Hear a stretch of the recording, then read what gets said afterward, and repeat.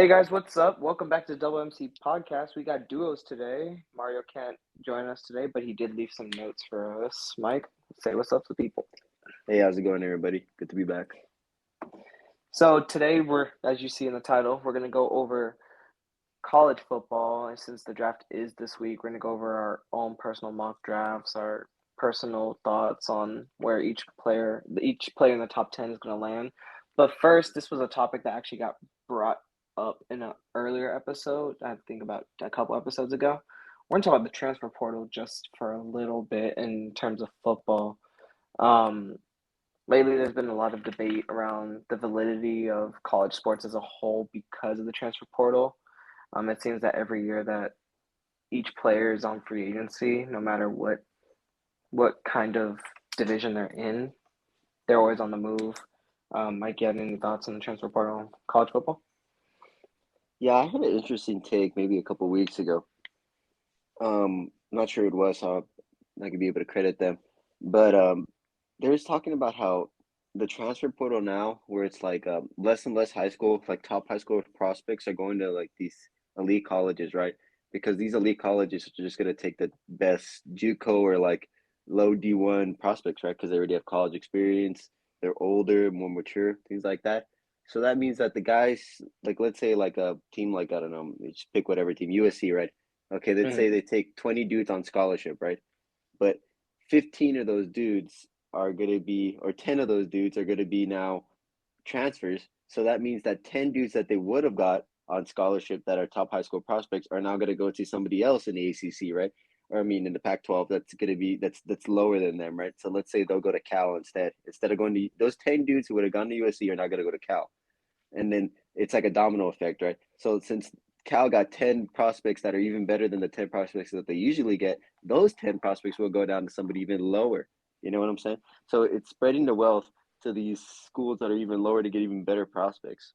Which in Yeah, return, those guys who went to lower, who would have gone to a USC, but instead went to a Cal, show out at Cal, and now they become the highly touted transfer prospects that go to these big schools, which is kind of funny, but it's like a backwards way of looking at recruiting nowadays. yeah, and it's funny because you'll see, like, and I believe I sent you guys the tweet a few days ago. Some four-star recruit that just committed this past spring played maybe what half of the high school basketball season. I'm Mm-hmm. not sure. This is just an example, and he committed to Texas Tech. But as you saw, like as soon as the tournament was over, he immediately tweeted, "Lubbock, Texas. Any NIL deals I am Mm-hmm. open to business." And you're kind of seeing like a lot of these small schools take advantage. Like you'll see like your Cincinnati's, you'll see your BYU's, like schools that aren't necessarily out of the big market for college football teams that get the national spotlight, but not as much as your Bamas, your Texases, your Floridas, and it's crazy how it's kind of somewhat diluted the talent tree because before you'd have the four same teams going into the college football playoffs. Your Clemson, your Ohio State, your Bama, and fourth was usually like a toss up, but typically it would be Notre Dame or some school that got hot that year, right? Mm-hmm. But you're seeing now, and I think it's starting off in high school. You see these kids that are like, okay, well, before they used to take into consideration the coaching staff, the personnel, how much playing time they'd get, and now you're adding in this monetary factor where you have, where can I get the best NIL money? Yeah. Where can I build my brand? And you're seeing a lot of these young players with a brand out of high school, especially with these social media accounts like Overtime or Hoops Reference or in general just being able to point out these players and be like, hey, these guys are next. These guys are going to be the next big thing. And when they get to the league, they already have that hype and that credibility behind them. I mean, you look at Lamar Jackson. Who doesn't remember that video that went viral of him running to the corner of the end zone and suddenly stopping on the dime and running in? Like that's how these players are able to build their brand, make the money that they feel like they deserve because now you have a whole new segment to take into consideration when you are on a recruiting visit. Yeah, I feel like the person we can look to a lot is the kid from that transferred from Ohio State to Texas, right? The Quinn Ewers. Yes, yes, yes, yes, yes. Yeah, were you alluding to him earlier? Yeah, he had that might have been him. That might have been him. But Well, I remember the entire event of him transferring out of Ohio uh, State was a social media circus yeah, it for was a us college frenzy. football fans. And once he finally made his decision, and I'm sure most Texas Tech fans were saying, "Hey, he's going to come to our school. He's going to Hmm. bring in the Joey McGuire era." But he went to Texas, which is fine. Steve Sarkisian, Well, great. to your point of NIL deals, this is what I heard is that I don't know, it could just be BS or fabricated news, whatever, right? But I heard that there's like the NIL deal that he received to go to Texas is worth somewhere in the range of like $1 million or more Yeah, potentially. yeah. It's like an autograph Mhm, deal, right? mhm. But and that autograph deal was set up by a former University of Texas graduate that has contributed greatly in money towards the football team, and he was Hmm. like a key factor in setting up that NIL deal to get the kid paid to get him to go to the school, to get him to go to school there. And it's I not don't it's know not if you to want to place any validity in that at all, but just rumors, food for thought. it's not to say that this stuff wasn't going on before. I mean, we Oh, all it knew was we going on before. I mean, yeah, it was going on before, but now that it's guys like open and it's out there, Cam Newton, and Johnny Manziel have admitted to crazy stuff. Even Eric no, Dickerson when yeah, he went to SMU. exactly. And you see a lot of it in sports all around, especially I mean lately, I think the biggest case that came out before the NIL was approved was Zion Williamson. Coach Oh K yeah. apparently housed Hmm. up his family near the college so his family could come to all the games, and apparently it was like a $2 million house or something, and the family had been living there, but that was an issue because Oh, imagine. USC buying Reggie Bush's mom that house. Yeah, and it's crazy because now you've taken it like how do coaches adjust? How does your Nick Saban? No, not even Nick Saban. I mean, you're Alabama. You're Nick Saban.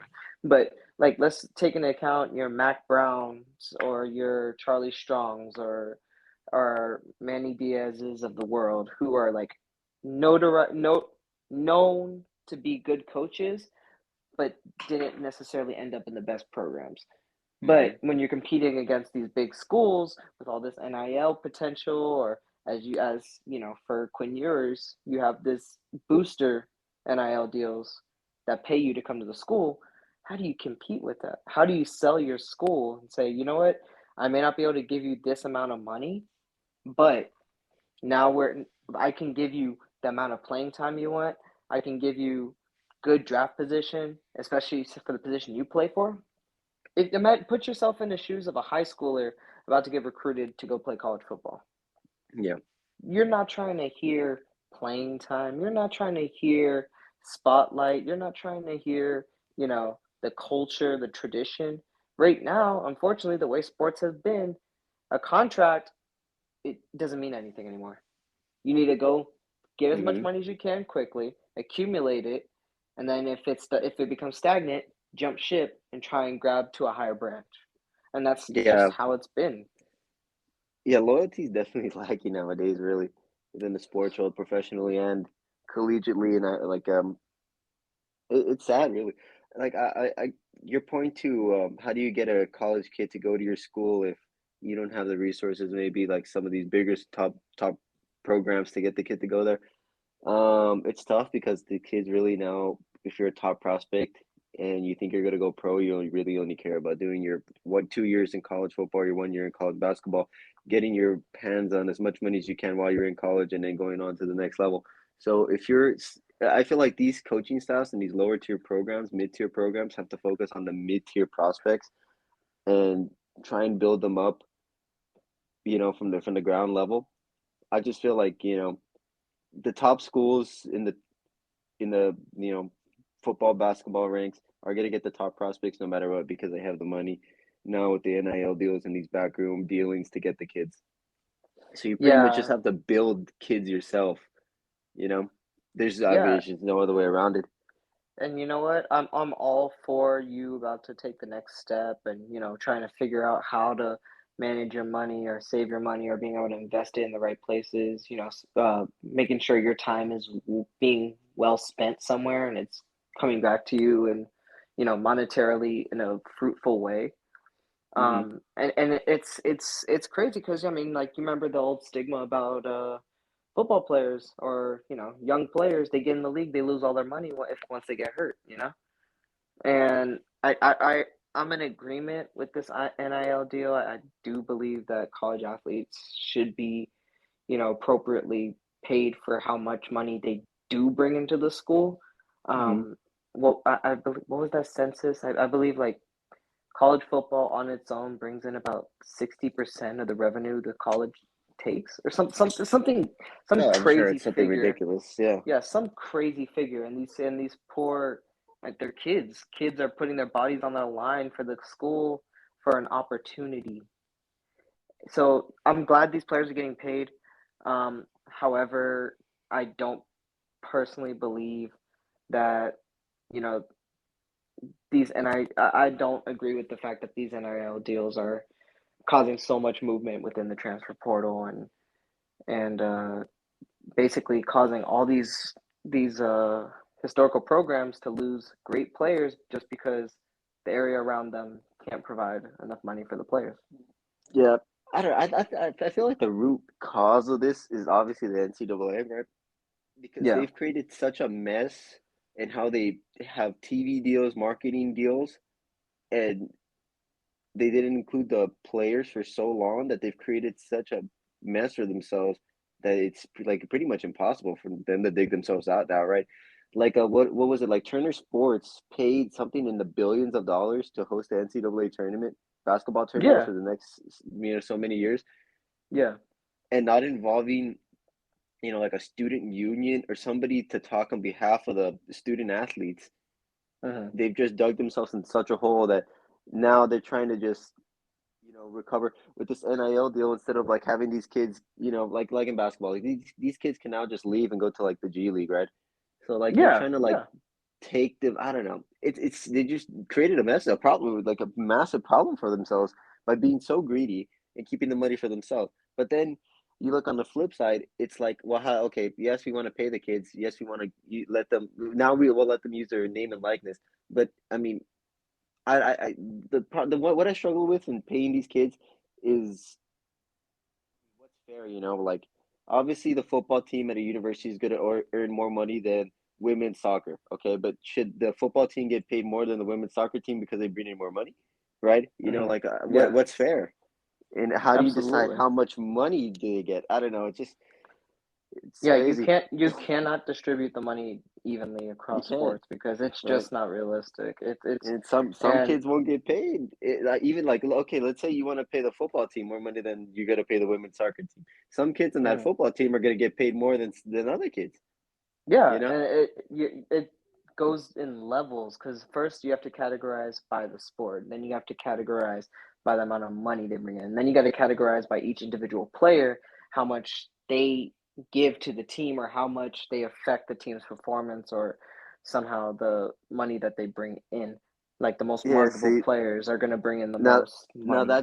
now that becomes a problem because the kids who are getting paid the most by virtue of getting the most money on the team now feel like they have some sort of power or immunity over other players and even over parts of coaching staff, probably, right? Because in Hmm. some instances, I assume these top prospects, like the best player at Alabama, is going to be making similar or close to some of the like guys that are on the lower tier of the coaching staff, right? Yeah, absolutely. And gone are the days that the player takes pride in the school that they're in. Gone are the days where, they'll have who is it? Leonard Fournette and his teammate, Mm-hmm. I can't think of his name right now. That went into the pros and they still wear the LSU pads underneath the uniform. Mm-hmm. And those days are gone now because now it's kind of turned and again, we're getting into the player empowerment movement. But now it's becoming rather than the schools having the power, you're turning to the players saying, I can provide you this. What can you provide for me? You Mm-hmm. know? because before it was about the glory of representing your school, your Catholics versus convicts rivalries back in the day, Miami and Notre Dame, your Texas A&M, and like being able to want to play in that big stage where the whole country is watching. Those days are gone because now it's becoming free agency every year. Your team underperforms or you don't get enough playing time. I'm out. Hmm. So, um, so I riding think on the it. coat. Go Go ahead. Go on. ahead. Go. No, Just you one go ahead. last point.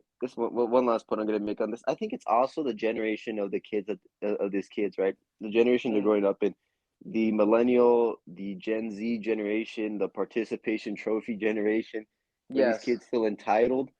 Mm-hmm.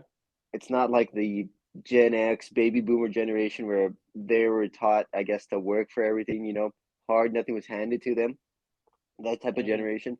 And this newer generation feels entitled and that is something just that at the slightest inconvenience of something that's not working for them, they just move on. You know, Mm-hmm. I feel like that plays a huge role in this. I absolutely agree because I mean, for me, I wasn't the biggest dude, but I would have loved to play football, and if there was a way I could have gotten in and just bounced around until I found myself in the right situation, I would have done it. But Mm. obviously, that's if that were the case, I would not be here. But in one of the weirdest transitions ever, speaking of these college players bouncing from place to place, a lot of these college players are going to find somewhat of a permanent home this upcoming Thursday, where the draft first round starts at 7 o'clock. Really, they mean 7:20. It's never 7 o'clock. We have our top 10 picks, which are going to be Jacksonville Jaguars, Detroit Lions, my Houston Texans, the New York Jets, the New York Giants, Carolina Panthers, New York Giants again, Atlanta Falcons,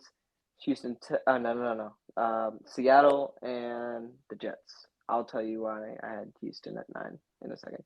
But um, I'm going to go based off of Pro Football Talk's mock draft. They have Trayvon Walker as the best player in the draft, going number one in the Jacksonville Jaguars, followed by Aiden Hutchinson. Texans taking Kwanu. Jets taking Sauce Gardner. Giants taking Charles Cross. Evan Neal to the Panthers. Kyle Hamilton to Notre Dame. Drake London to Falcons. That's their top 8. Mike, I want to get some feedback from you on what you think top 3 is looking like. Okay, well, you know how the NFL is, or how these teams think they don't sometimes. So this is pretty much Mm-hmm. just a shot in the dark, really, especially with the Jags pick. I mean, you never know what these fools are gonna do.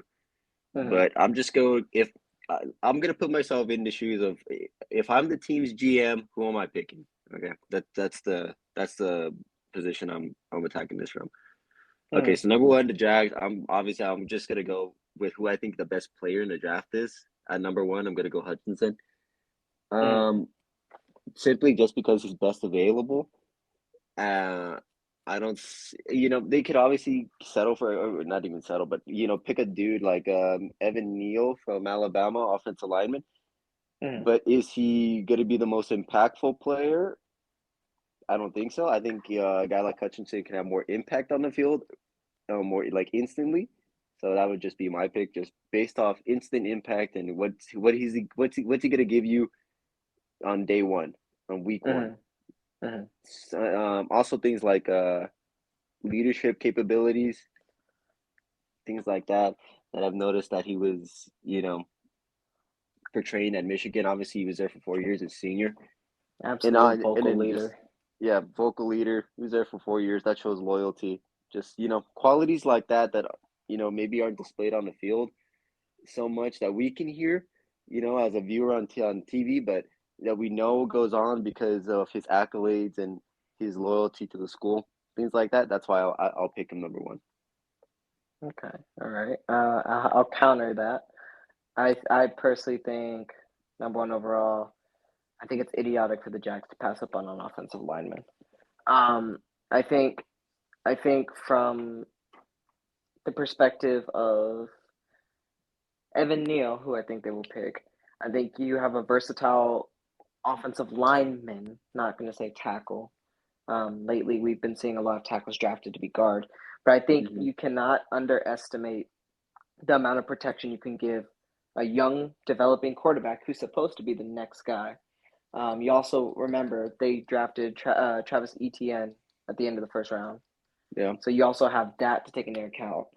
Um, but like you said, NFL teams are dumb sometimes. Maybe they want the most marketable guy. Um, but I really think the Evan Neal pick maybe isn't a sexy pick, Hmm. but I think for them, they need to start not necessarily looking to this year, but then you start looking 3 years down the line when they do have like the pieces around them. They want to have stability offensive line. I mean, you look at Joe Burrow, didn't have much of an offensive line this year, and you saw what they could have done if they had an offensive line. Yeah, that's true. I fully believe they handle their business, win the Super Bowl if they have offensive linemen. Like at least one capable left tackle. Doesn't have to be the best. I'm talking about maybe, you know, maybe a Laramie Tunsil. That Hmm. can be held for later. But yeah, I think Evan Neal's the pick here. I think he helps them long term. Jacksonville's had a rap for picking the sexiest picks and trying to think short term and immediate Yeah. competitiveness. Your Blake Bortles of the world, your Miles Jacks of the world, Hmm. Jalen Ramsey. But I think they go offensive line here. Um, Number two, Detroit Lions. All right. Uh, okay. So interesting. You said Evan Neal going number one because I have him going number two to the Lions. Okay. I feel like this is a pretty safe pick for the Lions. Obviously, they need offensive line help desperately. Jared Mm, Goff. I mean, that guy's fighting for his life. I mean, it feels like on every single down, really. mm, Um, like you were alluding to earlier about Neal's athletic capabilities, how he can play inside and outside on the line. He's just not my tackle. He could play multiple positions on that line. I think that's his versatility is huge. In case of injuries, guys have to move over. Whatever the coaching staff feels is his strongest position. He's versatile like that. I like that a lot. Um, so I feel like this is pretty much like a no brainer, really. Um, yeah, I like him at number two, and also he was a junior, so mm. he's got experience at playing at the highest level for Alabama on the biggest stage. So you know that factors in. That's a big factor. Okay. Okay. Well, number two, I'm actually going to go with other offensive tackles. So it's going to be a tackle starting, you know, two tackles starting the draft. I got Charles Cross out of Mississippi State. Dude's an Mm-hmm. absolute unit. He's 6'7", 335. One of the most competitive offensive linemen that the SEC has ever seen, and that's saying something. Okay. Um, I think on the Jared Goff debate, it seemed like he wasn't getting enough time. I think the big debate for the Lions was, they were trying to establish a culture. They want to have that grit Mm-hmm. and grind culture that Dan Campbell was tried to introduce into the league, first with the Dolphins and now here. But I think you give Jared Goff a chance because it's not like he was a bad quarterback. He took the Rams to the Super Bowl. And say what you will, say if it's Sean McVay's system or not.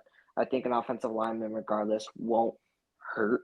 I think it is the safest pick at this Mm-hmm. stage. Um, and the only reason why I don't have them taking like a defensive lineman here is simply because the Lions' biggest gripe over the last, let's see, 1, 2, 3, we'll say 5 years, has been consistency on offense. Like Mm-hmm. if they couldn't get the pass game going, they had the run game, but it was never both at the same time. So it was either pass or run game was going, never both. And I think having stability at that tackle spot, having a behemoth of a man at Charles Cross, I think that helps out a lot. I think that team starts developing their identity. Maybe they go for your Brees Halls of the world in the second round, get a guy to help out Jared Goff in the backfield, or who knows, maybe they just say, you know what, this Jared Goff trade didn't work out. We did it for Matthew Stafford to get his ring. He got his ring. We need to look forward. So maybe they go and trade up for a guy like Malik Willis in the second round. Mm-hmm. Um, but Definitely a possibility. this pick gives you the ability to be flexible for the rest of the draft. So that is my pick. Um, I'm All gonna right, let you number. go with number three. first. I kind of have a Okay. hot take on this. All right. I'm picking this guy because I know it'll tick you off, and I also think it's a great pick. We're gonna go Kayvon Thibodeau from Oregon. Hmm. The edge rusher. I know it's gonna tick you off, but um, this is my thought process with this, right? Okay, hmm you've lost Clowney and you've lost J.J. Watt in the past years, right? The past like two Yep. seasons. Yep. You lost your edge rushing stars. So who better hmm to replace your two stars that you've just lost with another star in I don't know Thibodeau? about that. I don't know about that. He had some. He was in an interview once the season ended, and he kind of made some comments concerning why he didn't go to Bama and he went to Oregon instead. And he basically went along the lines of saying, I didn't want to go to Alabama because my degree would mean nothing, Well, right? And he was very much about life after football. He wasn't really even focused on football. The entire thing, the entire interview, they're asking him questions concerning football. And he was able to put position out of the questions by referring to life after football. And not to say that's not a good thing. I love when players are proactive and are able to look ahead and be like, okay, well, I need to have a life after. I need to be able to have a career after this. So I'm very glad he went that route. But if you're going to be a undisputed top three pick, I need to see you talking about football. I need to see you talking about what schemes you like, what kind of hmm positioning you like, where you prefer to play, where you see yourself in like the next 10 years. Do you want to be a Hall of Famer? Do you want to play with this person? Do you want to play with that well, I person? think he definitely has all pro potential. Well, I agree, but if you look at the film, if you look at the film from this last year, I didn't watch a lot of Oregon this year. hmm I watched them in the beginning of the year when they were really good, but there were plays where you could see he was taking off. Well, And here I we go. get that you go Here's ahead, go some ahead, go stats ahead, from go this ahead, past year. go ahead. He had 7 sacks, 12 tackles for loss in 10 games, with Mm. 35 and a half tackles for loss in 31 games in his career with 19 sacks. Who he reminds me of a lot is Miles Garrett, Yes, that's a really good one. I was gonna say a right? less athletic Jadeveon Clowney, but yes, I agree. I agree. Miles That's a Garrett, good one. strong hands, quick first step, just very similar to a Miles Garrett type character. So if you guys are drafting Miles Garrett, how can you be mad? Okay, so Give me your here's take. my hot. Let me Here's hear my your hot pick. take. Here's my hot take. I don't think the Texans pick here. You think they I trade? think I think they trade down, and here I'll tell you why. I Okay. think the Giants move up. The I think the Giants. Giants. Yeah, I Why would think the they do Giants that move if they up. have five? Well, because in my draft, Okay. Aiden Okay. Hutchinson is not gone yet. Oh, okay. Here we go. And I think the Giants really, from what I've read, the Giants have really taken to Aiden Hutchinson. And I think it's been a long time since the Giants have had a marketable player. So, I mean, they had Odell, okay, but on the defensive line, I'm talking about Uh-huh. maybe since LT. No, You no, get no. Come this, on, come on, come on. you get this kid, you get this kid that Michael, is a Michael Strahan, come on. okay, yeah. Well, yeah. Oh yeah, he has his own show.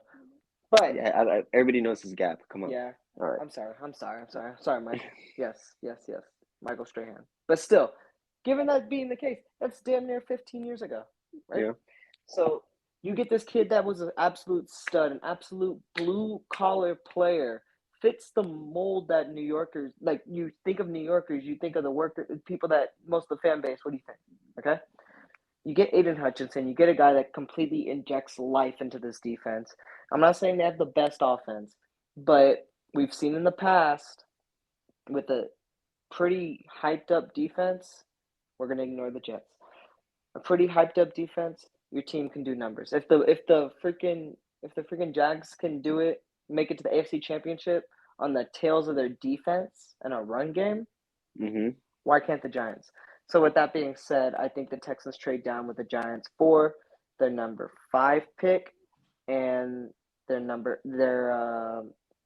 I mean I can dream. I'm maybe being biased. The number 7 pick. And then they end up having number 5 number 7, and number 13. And I think for a Texans fan, that's a dream scenario. I mean, that'd be the most wildest thing ever. But How bad do they want him though? That's the point. And I think if the Giants, I maybe hold off on 5. Maybe I'll um, trade you 7 in a second. yeah, I was gonna say, give him 7 in a second. That you're at the table. Yeah, yeah, 7 in a second. I think that starts the conversation. I think Nick Casario might want to try and sneak 5 because he's giving up, a number 3 overall pick. But I mean, at the same time, we'll see. Uh, this is also coming from a biased Texas fan. But I don't think any of these three. I don't think any of these 3 players in the top 3 are somebody the Texans are looking forward to or looking to absolutely have on their team. Mm-hmm. Offensive lineman is good. They have a couple of good uh, defensive linemen that I think are going to be pretty legit in the next few years. Not necessarily the flashiest players, but like guys that get to the quarterback every single down. And I think that's what the Texans need right now. I think they need to stray away from the identity of, having a dominant pass rusher, and they need to focus on, Lovey Smith's system, which is Tampa too, to be fair, and it's kind of outdated. But I Yeah, mean, if well, you get the Tampa right two guys in got the got the system, Bears to the playoffs, so or we got the yeah, Bears to the exactly, Super Bowl. So, exactly. Um, so yeah. On that but note, also, but also, go there's ahead. Hall of Famers on that team. But that's another Yeah, story. well, that too. But next we have the New York Jets at 4. Jets are a weird team. They can go a lot of different directions. They do have two. Uh, They do have two. they have two They do first have round another pick. picks in the Yeah, top two 10. top 10. Two Two top 10 top picks. 10 picks. Yes. A weird team for me. They have a lot of needs. I mean, seriously. Um, they could upgrade in pretty much every department of on the field, but I'm just gonna go for like what I think is a safe pick for them. Excuse me, and just go with Ahmad Garner, the cornerback. Mhm. I just feel like that's a safe pick for them. He's out of Cincinnati, by the way. Uh, Mhm. he's kind of a bigger corner, 6'3", about 200 pounds. Um, fun fact: he didn't allow a passing touchdown in over 1,000 snaps. Which It's is a pretty, crazy. Which is it's a pretty crazy ridiculous. I mean, it's stat. actually like ridiculous, but Yeah. um, I feel like I mean, he's handsy at times, can give up penalties. Um, He did come out. He did come out 2 weeks ago and say he's the best player in the draft. So he did have that statement. well, that's nice, but I feel like he's kind of comparable to a Richard Sherman type guy. He's willing to Mhm. run downhill and hit people in the backfield. Very aggressive, or just deep down the field on deep balls. So if I feel like he's just a pretty solid pick. That's a good pick. I'd agree with you, other than the fact that for me, if I'm drafting, I look at the division. So I'm gonna look Hmm. at your Patriots. I'm gonna look at your Bills. I'm gonna look at your Dolphins. Right. Um, that might be. I mean, they have good receivers, and I do think like a corner wouldn't hurt. I don't necessarily have a reason for this, but I do think they go Kayvon Thibodeau here. I just think that you know a pass Hmm. rusher for this style of defense that they have, which is a 4-3. I think it would help out exponentially for them. Um, he's not necessarily, and I already told you why I have a harp on Kayvon Thibodeau, but we know the Jets. The Jets are going to go for the sexiest pick. I think he's the sexiest pick left at this point. Sauce Gardner is great, but like I said before, I think the Jets are still traumatized from the Jamal Adams trade. I think that they Hmm. went all in on defensive backs and they had to alter the way they were going for him. So I think they try and just double up on it and go Kayvon Thibodeau to compensate. Not to say that there won't be a corner available later, but I think Yeah, out of there's the some other names, quarterbacks in this draft. yeah, exactly. It's a deep cornerback draft or defensive back draft in general. Oh yeah, That would be seriously, pretty cool D to line see. draft is pretty insane actually. Absolutely. So next, I guess for you, you have the Giants. I have my Yeah, Texans at well, 5. that leads me to what I was alluding to earlier. Is like the D line is pretty insane, so I'm going Trayvon Walker here for to the Okay. Giants. Safe Nice. pick again. I think. Dude's I a was consider. monster. Yeah, I mean, he's an absolute dog at Georgia. I was considering going safety here, but then you alluded to a pretty good point how they have Jabril Peppers already playing safety, which is like a pretty solid option. Now that he's just playing mainly safety, um, so that kind of swayed me to go D line here, and it's like Hmm. really my main reason, honestly. Other, I mean, and not to point out the fact that he's a dog, but his that Yeah, swayed me. there's a video on Twitter if y'all want to go look at it. At this dude taking down two guards at once. Yeah. It's truly remarkable to see. I think he's the most athletic defensive lineman in the draft this year. Um, Hmm. yeah, I would not have anyone in front of him. But for me, like I said, I had the Giants trading up with the Texans. I think the Texans get this pick. Call me crazy. Texans are still picking top five. I don't think they lose who the guy they want. This one's gonna come as a shock for many, but I think the Texans go cornerback here. I think they get Derek Stingley out of LSU, number Well, 5. Lovey Smith made a comment in his offseason presser that he said, "We're not going to get better as a team if we don't get better at the cornerback position." And for me, when a coach says that before the draft, before anything else, I think that's a big tell. Hey, man, we're going defensive back, and I think that's the best pick here. He worked under Patrick Peterson, another LSU alum. And fun fact, Joe Burrow came out in an interview when they were asking him about any of the LSU players going in. He said, "I think the best defensive back I have ever played." Mind you, this after a Super Bowl trip where he played Jalen Ramsey, or in the division he's in, where he has Marlon Humphrey. He said the best defensive back I have ever faced is Derek Stingley, and he hmm. said that no matter where he threw the ball, Derek Stingley was either within a yard or 5 yards of the throw.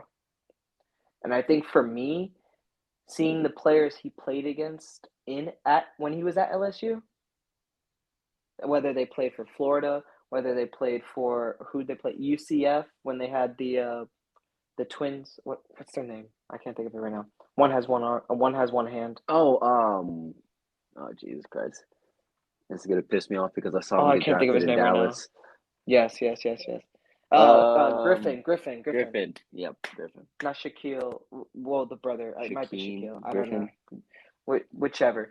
Just look at the amount of talent. Go look at the players he has faced on defense, and for him to say his own teammate in practice, and maybe he's just trying to, blow him up. But Joe Burrow's not one guy I see as to blow smoke up anyone's ass.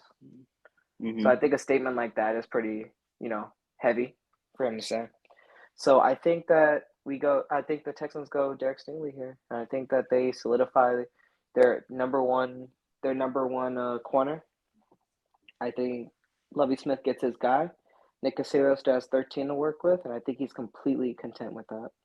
Um, Now, the debate is going to be whether or not the Giants get to keep their seventh pick. Um, Uh-huh. Preferably, I'd say no, because You know, if you look at, go ahead. yeah. Let me just say this about Lovey real quick. When he's the coach of the Bears, how you're talking about him having two good corners, right? That reminds me Mm-hmm. so much of the Bears Super Bowl team when they Yep. had Peanut Tillman, they had Nathan Vasher. Obviously, I'm a Bears fan, so I'm gonna know random shit like that. Okay, Yeah. um, the two lockdown corners, guys were very physical off the ball when the ball's in the air and when the receiver was already running with the ball, right? That if I feel like Lovey realized what a key contributor having two physical corners is like that, and he wants to build a similar type defense that he had in Chicago when he went to the Super Bowl Mm-hmm. in Houston. And I feel like the comparisons there is starting to make a lot of sense to me. That's just Absolutely, a and just a quick point I wanted to just something quick I want to point out. yeah, absolutely. I think if Nick Cassier has given Lovey all this power already, he passed on your Brian Flores's, he passed on, potential legitimate candidates to stay in house and keep Lovey. And I think that says a lot about Lovey Hmm. going into next year. I think he's going to have a lot of say in what the team does personnel wise and game plan wise, which is not what David Culley had at all. Um, but yeah, I think that's a safe bet. Um, yeah, Derek Stingley at 5 to the Texans. Next we have the Panthers. So we'll Okay. see. This is a neat, very easy pick for me. They're gonna go with Charles Cross, the offensive lineman. I think you had him going earlier, right? This was your Yes, I number did. two guy off the board. Yes, the number two guy off the board. Yes, Okay. the Well, behemoth. he's a beast. We alluded to him earlier. Pretty much a no-brainer for me. I don't think this one needs too much explanation.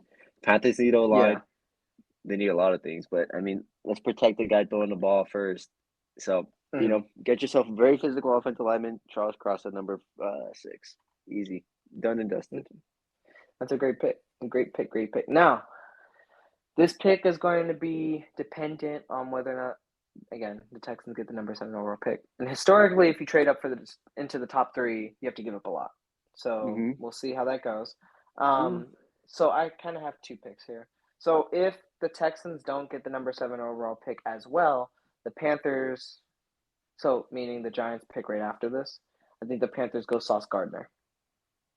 I think that you can never hurt. It never hurts, especially being in the division they're in with a lot of fast guys, and allegedly Tom Brady's coming. I still don't know what's going on with that. Tom Brady will Tom be Brady's, back. yeah, I think he'll be back. I think he goes to Carolina. They can finally solidify uh, that defensive back room because he can play slot, and I think they really need slot. Mind you, they already have C.J.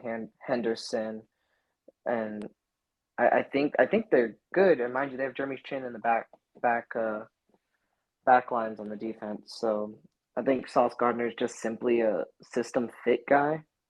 Um, I think Matt Rule's on the hot seat this year for sure. Their offense is faltering. So yeah, so you already explained everything there is about Sauce Gardner. So next we got number 7 Giants or Texans, depending on how you want to view it. But I'm going to stick with my trade. I really think they give up 5 and 7. Okay. This is who I got going number 7. This might be a shocker. Well, it's a shock. It's definitely a shocker for me because I didn't realize how high people were on this guy. He's going to be the wide receiver from the Ohio State University, Garrett Wilson. I don't have Wow. him personally. I don't have him as the highest rated receiver from that school. But thinking putting myself in the shoes of an NFL GM and how they value guys, um, I feel like they have him higher than guys like Chris Olave, who I'm alluding to. Mhm. Let me just Mhm. rattle off some stats here. Last season, second team All Big Ten. He had 70 receptions, over 1,000 yards receiving with 12 TDs. I mean, not a scrub by any means. You're obviously playing at Ohio State, huge division, huge opponents. I feel like the Giants could use some help on, you know, like offensive weapons. In addition to their running game, that's pretty stellar when Mhm. Barkley is healthy. Mhm. So I feel like this is just a natural pick. And I had said earlier, right, the improving on the defensive end. So I feel like you want to keep both your coordinators happy and kind of split some wealth on both sides. So if you get Absolutely. a defensive star, you get an offensive star. So we're gonna go Garrett Wilson, receiver at 7 for the Giants. There we go. There we go. Good. So I have two, and like I said, I have a pick for the Giants. I think if the Giants go here, I think it's a no-brainer. They would greatly appreciate some help on the offensive line. Uh, Chris Olave is one of the fastest receivers in this draft. I think you go for him, no doubt. Daniel Jones is probably realistically Daniel Jones is a year away from being maybe a career backup, Yeah. unless he can completely turn around this year. I don't think the Giants are going to screw him and not give their first round pick a chance. I think you get him the help he needs right here, especially on the deep ball. Kenny Galladay, I love him, can't get a deep ball. Does not have that speed that he did in Detroit. I Mm-hmm. don't know. I don't know what happened since he came, but they were having communication issues last year. I already see that relationship turning sour. Get a new guy in there, get some fresh blood in there, just help him out. Um, if the Texans pick again, Lovey Smith gets Kyle Hamilton, gets his guy out of Notre Dame. Mm-hmm. I think you get if you're able to somehow get two top 10 defensive backs and Derek Stingley and Kyle Hamilton. I think the Texans fans are absolutely thrilled with this pick, and I think that defensively, this team takes a big step next year with the additional Kyle Hamilton. Because mind you, they lost Justin Reed, but you also have a very young core to start off with, and I think Kyle Hamilton's the kind of leader. I mean, you're a Notre Dame fan, Mike. You watched this Hmm. year. You watched that defense. That that that defense is usually, against in big games, holes all over, nothing but holes. But I think Kyle Hamilton over the last 2 years has solidified himself as a vocal leader, which the Texans Yeah, have been lacking for quite a while. I'm waiting to talk about Kyle Hamilton because that's why I have going number 8 to the Falcons. Oh, there we go. Go for it. Surprisingly, I think he reminds me a lot of Ed Reed. Yes, that's my comp. Yeah, is that your pro comp, Ed Reed? I had Um, Ed Reed or Daniel Manning kind of s- ordeal. super fast. He's a super fast safety. Not afraid to make tackles going downhill. Very good ball skills on deep routes. Obviously, Hmm. um, he did miss the last 6 games of the year last year with injury, but I don't think that's too much of a problem. He's had plenty of time to recover. Um, I think him going. I have him going 8 to the Falcons, but I feel like he's like top 4, top 5 potential. So I feel like that's definitely a steal. And if he's on the board at 8, I just feel like you're obligated to take him. No, He's you like have to. you You have have to. to. Absolutely. He's one I of the mean, most. just the potential and the quality of player and the athletic ability. I just think he's like definitely a top 4 player in the draft. But I feel like there's just teams that are ahead of the Falcons that have different priorities in different areas of the field that he's going Hmm. to be able to slip later on into the top 10. So I feel like Falcons at 8, Kyle Hamilton, the safety out of Notre Dame. Okay, that's a pretty good pick. Falcon. See, here's the funny thing about the Falcons. They're about to go into this year with multiple questions to be answered. Well, they just Um, paid Marcus Mariota, who hasn't played in the past couple of years. yeah, so that's what I was alluding to. So you have Marcus Mariota coming in. Not to say that they automatically scratched off this season. I like Marcus Mariota. I always thought that he was in a bad situation in Tennessee. Um, but do you go offense or do you go defense here? I think that's the ultimate decision because I Mm, think Falcons fans are going to be able to see the kind of season they're going to have based off the draft. I think I if they go offense, I think they're uh-huh. setting themselves up for failure. I think that if you go Yeah, I offense, think so too. I feel like you can get some pieces in the second round mm-hmm, to help Marcus Mariota, especially like a running back. I think they need a running back that you can get later on in the draft. mm. Maybe some secondary receivers, guys like that. I feel like you can just get these dudes later on. And I don't know if oh my God, I'm drawing a blank here. Right, Ridley's coming back this year. I don't know what the situation with him is. He's suspended for the entire year. Is he Yeah. So the gambling?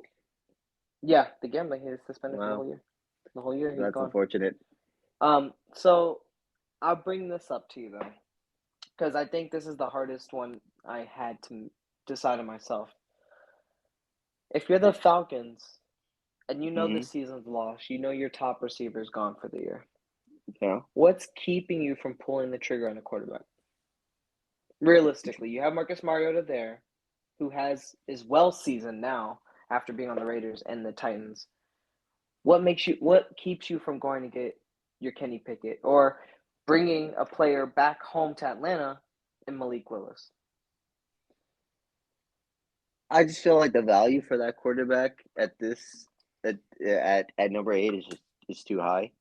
There's better players at this stage of the draft that I feel like some of those quarterbacks that are going to be there that are obviously going to not be picked that are going to be available like in the late or like early second round, late second round. So I Well, feel like let's if you say want a quarterback, you can get him later. let's say that we get a trade because I every single way I've looked at this, I do not see Atlanta keeping this pick. Well, I think you. I'm going based off the knowledge that I have now. You know, wait, come draft night. This could all be everything we just said Oh, could be all bullshit. absolutely. The day before should be a national holiday because that's when we find out the dirt on these dudes. Something leaks, Yeah. something gets out, and it becomes a big deal. Now, maybe Okay. you have a team like the Commanders move up a little bit just so they can get. Um, Hear me out on this one. Hear me out on this go one. ahead, go ahead, go ahead. The 49ers trade Debo to the Falcons for the number 8 pick. Thoughts? That would be that's where we were going. See, Wouldn't great that be minds nutty? think alike. Great minds think alike, huh, Mike? Wouldn't that So be you have crazy? the 49 yeah, you have the 49ers in this situation. Top 10 pick. Now the Falcons have Debo and they probably trade their first and Debo to get out of that salary. Or no, Mm-hmm. I think Debo might be enough to get that deal Uh, done, honestly. No, because the 49ers are picking at the end of the I mean, you'll give him Debo for the first, and maybe you'll throw in like a fifth or sixth or something like that, right? Just to sweeten the pot, just throw him just like some, sweeten it, just to sweeten, just so yeah, you yeah. don't Just to get yeah. it over the line, you toss him a Oh bone wait, and give him a fifth. wait, am I not mistaken? The 49ers aren't in the first round, are they? Do they not have a first round pick because No, they traded it away for Trey Lance. for Trey Lance? Yeah. Trey Lance. Okay, That makes if sense. to Three. bring that to the table to get you in the top 10, I'm taking Samuels and next year's first round pick. Honestly, that might be more realistic. I think that gets the job done, and Atlanta can leave. Yeah, I don't know if that. I swear, I bet they've had conversations. I bet the Oh 49ers have had a conversation with everybody in the top 10 about trading no, Debo for something. absolutely, and I think realistically the Falcons can get Debo, and they're picking number 32 anyway. So Hmm. you can go ahead and get that bridge quarterback if you want, or that quarterback to follow Marcus Mariota if you want. So Yeah, I think, and you're getting instant help. You don't yep. have to draft a guy who's got to prove himself. A guy. You know what this guy his abilities are. We saw it in all last season, especially in the playoffs too. You know what you're getting. hmm Say hmm it's safe. I think that, Mike, I I gotta like say, that. I won't be able to top that trade because that's a good I trade. like that a lot. That's a great trade. I was alluding to a trade, not necessarily for Debo, but that if I'm the Falcons, I don't say no to that, and if I'm the Niners, I don't say no to that. So No, I mean, that's that's he wants to leave. He's not gonna play for you no he. regardless. Get something Uh, for him. if y'all haven't seen that video of him in the club and they're holding Debo's not going anywhere, then he's shaking his head saying, "No, I'm gone." Yeah, y'all, man, this offseason's been nutty. Let's transition to the Seahawks real quick. Um, Russell Wilson's gone. Your wide receiving core is about to come apart because there are rumors that DK is going to be traded too, or DK is no longer happy with the situation he's in. Really? Um, I mean, that's the rumor. I don't necessarily believe that stuff Uh, unless I see something from the player, yeah. but that's the rumor. And usually when there's smoke, there's fire. But I think for the Seahawks here, you just kind of try and solidify the offensive line a little bit more. I mean, you have Drew Lock. I them trading away Russell Wilson and not trying to make on. I think that was them kind of waving the white flag. I have taking Trevor Penning here out of Northern Iowa. Pretty good offensive tackle, 6'7", 325, kind of similar to the Charles Cross build. Um, I think that if anything, if you're the Seahawks here, and it sucks because Pete Carroll's like, maybe this is one of his last years or maybe his last year in the league. Hmm. I think you give him the best chance you can to win. You lose that mobility in Russell Wilson, but if you can trade it out for an offensive tackle that can help Drew Lock, and maybe Drew Lock takes a step forward, but you need to solidify your offensive line, which has always been a problem in Seattle. Yeah, that's very true. We saw Russell Wilson was like one of the most sacked quarterbacks last year. Mm-hmm. Definitely feel that. Mm-hmm. That's not. I don't have been picking an offensive lineman, even though now you've made some pretty killer points there. I have him picking Derek Stingley Jr., the cornerback. That would be Um, a good pick for them. That would be a good pick for them. I feel like it's a good pick. Lost some key pieces on defense in the past couple years. Um, you saw when they were at their height, obviously an amazing defense. with the addition of Russell Wilson. I feel like their offense in Drew Lock he's like a pretty solid bridge quarterback for the next couple of years, and they got some pieces from the Broncos in that trade. So I feel like they're good enough for a bridge quarterback, and with a little bit of help on the defense, maybe they can make something work. If the rumors about DK are true of him being unhappy, that's unfortunate. But if they can It's just stick unfortunate for the city of together, Seattle, man. it's unfortunate for the city. It's unfortunate for the state. Yeah, it sucks. They can just stick together, honestly, for a year, fill it out, maybe get something rolling. Their picks are going to come into play in the next couple of years with all the assets that they've attained from the Broncos. So, if you're a star player on this team, stick around. Let's see what the front Absolutely. office does with all these assets. Mm, Pick this cornerback and let's rock. absolutely. Real quick, let's just to continue on here. Let me throw in Mario's top 10 before we get to our last pick of the draft. Okay. So Mario has Aiden Hutchinson going number one, the Jaguars. He has Kayvon Thibodeau going to the Lions. He has Evan Neal going to the Texans, and then he has Sauce Gardner, or yeah, I'm gonna say Sauce Gardner. Sauce Gardner going to the Jets. Uh, who does he have? He has a very interesting list here. Anyway, he has Walker going number 5. He has Mm-hmm. Kenny Pickett going number 6. Whoa. Oh, Okay. wow. Yeah. Matt Corral going 7. Charles Cross going 8. 7? That's what I said. Malik Willis going to the Seahawks. And for the New York Jets at 10, he has London going. Mario, we're going to have to talk about your list He when you had get three back on. quarterbacks going top 10? Yeah. Mario, we're going to have to talk about your list when you get Oh, back on. Yeah. About might the be on list. drugs. Yeah, might be. Might have to start drug testing here at the WMC podcast. Okay, so last pick, New York What? Jets. The New York Jets, they can go either way here. You go Jamison Williams out of Alabama. You can't go Uh-huh. wrong with the wide receiver out of Alabama. Or if we want to really go full blown Hollywood here, Uh-huh. New York Jets trade with the Tennessee Titans Oh, my. for AJ Brown, a Oh, first and a second. yo. And Wow. the Titans go on and And take they pick, the same player. The same player. who they take?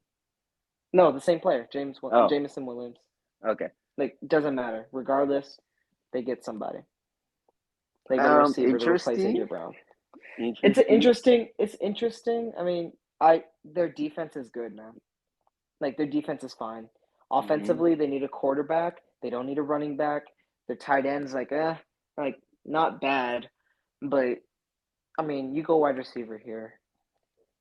I think that's the only thing that makes sense. AJ Brown's made a huge deal about this offseason, his contract.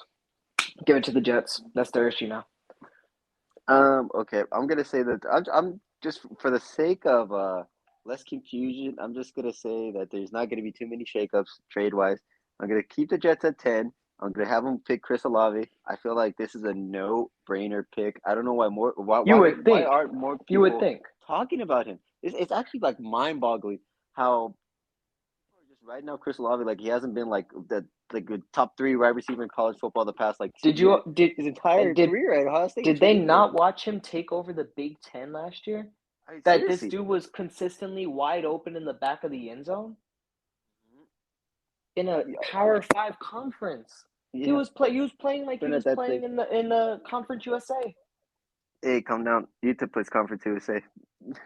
Well, I mean, no, let's be real here. If he was Conference no. USA, I think we're talking about historical numbers. If he's Conference USA, they're building a statue in front of him somewhere.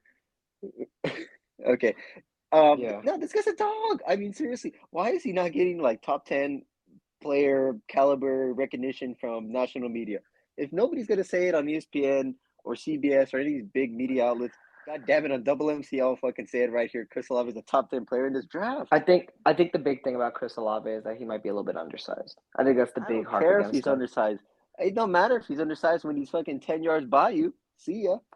Well, yeah, I could have Chris Olave or Jamison Williams going at that spot. The only reason why I have Jamison Williams going at that spot is because Jamison Williams is coming off of an ACL injury, and I personally, based off of that alone, I think he has a higher ceiling. Chris Olave, we've seen what he can do. He's a burner. He's a Will Fuller. He's the Will Fuller of this draft with much better hands, which is Yeah, terrifying if you think about it. But I think I would say Jamison that. Williams was your everything guy. He was a big, huge dude. He had an ACL injury on January 10th. But I mean, it's not make or break. I mean, we've seen plenty of guys come off of ACL injury. I mean, look at the Bosa's last year. Yeah. Look at Joe Burrow. I mean, it's not really as big of a deal as it used to be. But personally, I still think that this is how I think Jamison Williams is who you go with. But maybe not. Maybe not. I think Chris Olave, you can't go wrong with either pick. But personally, smart pick is Jamison Williams. So for me. No, But yeah, yeah.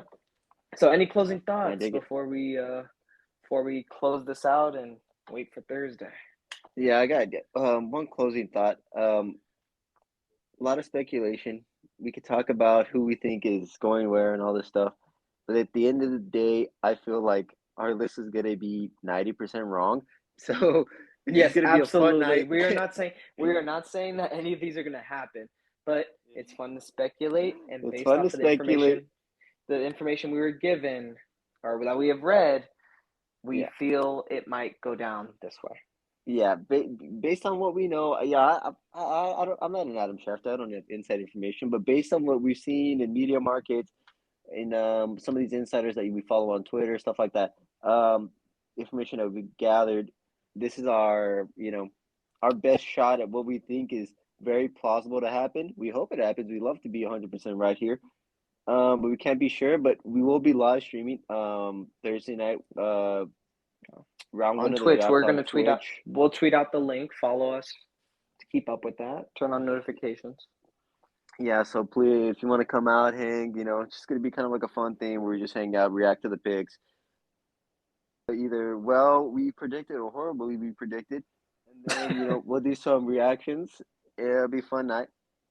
Yeah, Um, follow us on TikTok for all of our reactions because I promise you, if any of these are accurate, we're going to milk it. oh yeah, Still trying to build credibility, but we're going to milk it, I promise. But yeah, guys, thanks for joining us today in our draft special. This has been CV alongside with Mike Meltz. Y'all have a good one. Thanks for listening. see ya.